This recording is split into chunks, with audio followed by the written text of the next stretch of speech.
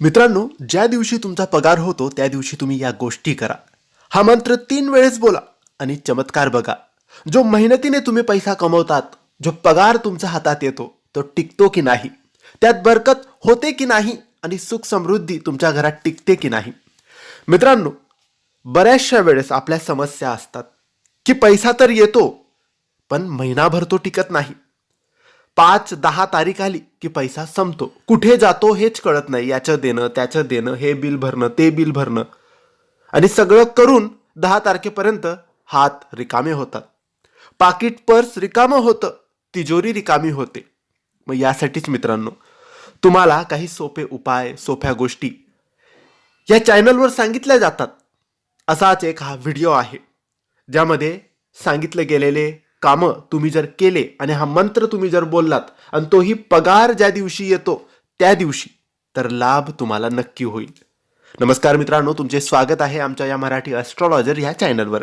श्री स्वामी समर्थ.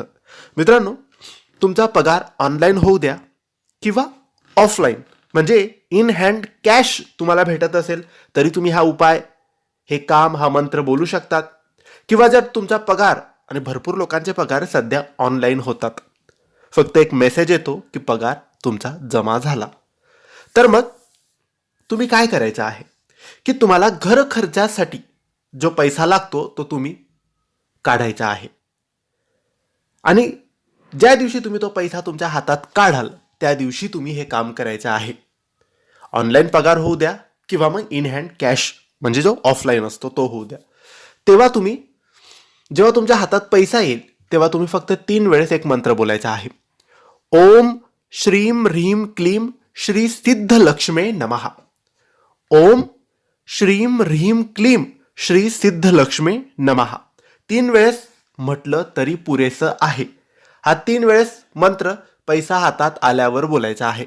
मग तुम्ही घरी घेऊन आलात तेव्हा बोललात तरी चालेल, ATM मधून काढलेत तेव्हा बोललेत तरी चालेल, किंवा हातात पैसे मिळाले तेव्हा तुम्ही बोललात तरी चालेल. आता बरेचसे लोक नोकरीवाले असतील, बरेचसे लोक व्यापारी असतील. मग ते बोलतील आम्ही काय करायचं, तर तुम्ही काय करायचं, एक तारीख ठरवायची महिन्याची कोणतीही, आणि त्या तारखेला घर खर्चासाठी जेवढे पैसे लागतील तेवढे काढायचे आणि तोच तुमचा पगार समजायचा. हा मंत्र आपण बोललं तर धनप्राप्तीला स्थैर्य निर्माण होतं.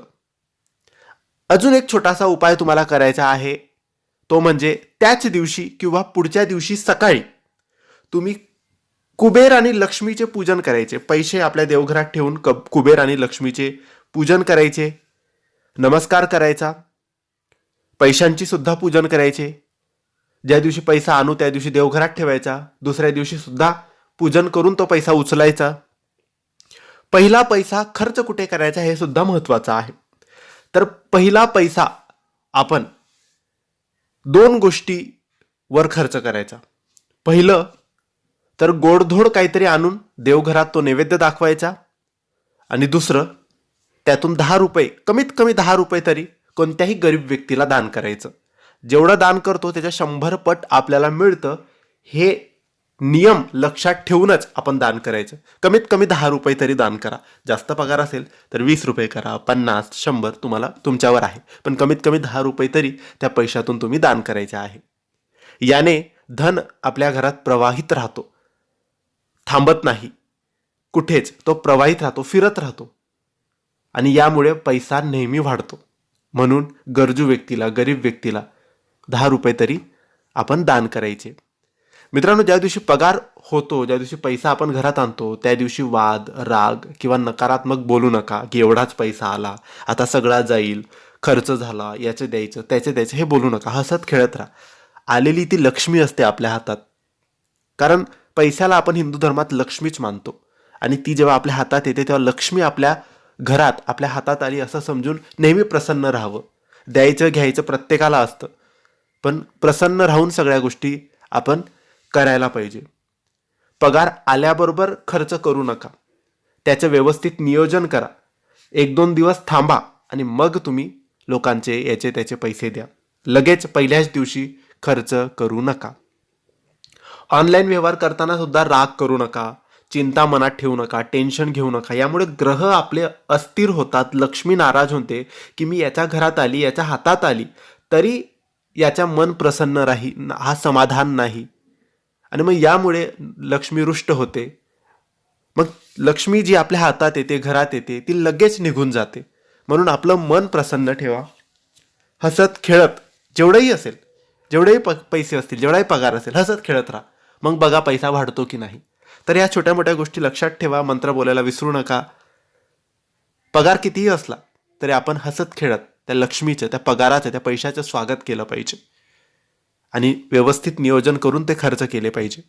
ही माहिती आवडली असेल तर नक्की लाईक करा, शेअर करा.